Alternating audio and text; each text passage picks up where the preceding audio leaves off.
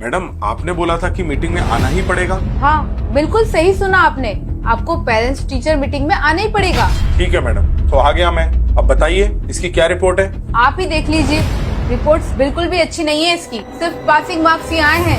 या फिर आप ये समझ लीजिए कि हमने आपके बेटे को फेल होने से बचाया है। लेकिन इसके कम मार्क्स क्यों आए? पढ़ाई पे बिल्कुल भी ध्यान नहीं है इसका, और ना ही आप लोग ध्यान देते हो।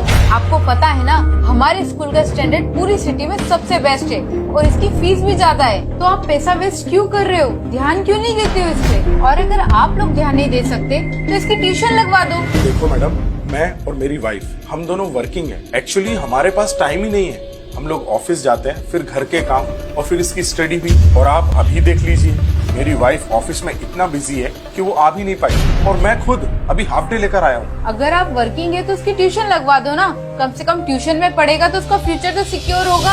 अच्छा, तो ट्यूशन क्यों लगवाया हूँ? क्योंकि आपकी और आपकी वाइफ के पास तो टाइम ही नहीं है ना, आप लोग इसे पढ़ा ही नहीं सकते। बेटा आप बाहर जाकर बैठो, मैं आता हूँ।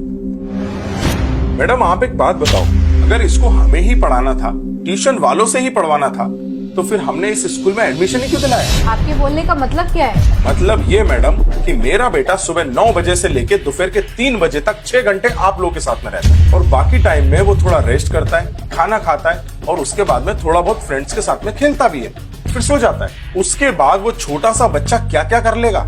अरे 6 घंटे रहता है आप लोगों के साथ। जब 6 घंटे में आप लोग ही नहीं पढ़ा पाए, तो मैं 1 घंटे पढ़ा के या कहीं कोचिंग पे 1 घंटा पढ़ के क्या ही कर लेगा वो?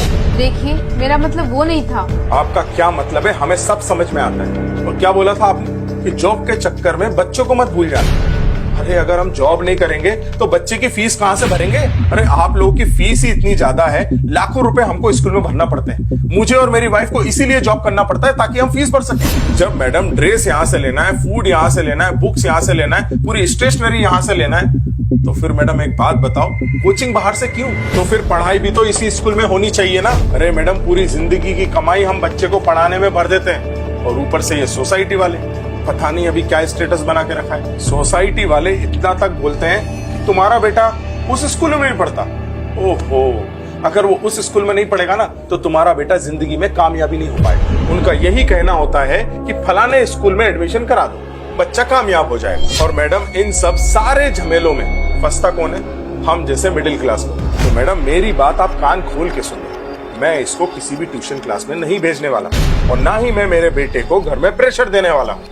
मैंने लाखों रुपए देके आपके स्कूल में एडमिशन कराया है मेरे बेटे का, तो आप लोगों की जिम्मेदारी बनती है कि मेरे बेटे को पढ़ाएं और उसके मार्क्स अच्छे हैं। अगली बार हमें बुलाने से पहले ये सोच लेना कि अगर मैं यहाँ पर आया तो ये सवाल मैं आपसे पूछूंगा कि मेरे बेटे के कम मार्क्स क्यों आए, क्योंकि मैं लाखों रुपए इस स्कूल में भर रहा हूँ और सिटी के बेस्ट स्कूल में पढ़ा रहा हूँ। So madam, I hope you understand my point, and this line is not for only my son, this is for all the students.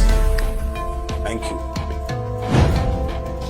दोस्तों एक बात तो बिल्कुल सही है, आजकल के स्कूल्स का ध्यान फीस लेने में है, ना कि बच्चों को पढ़ाने में। अगर मेरी बात सही लगी है ना दोस्तों, तो कमेंट जरूर करिए और शेयर जरूर करिए।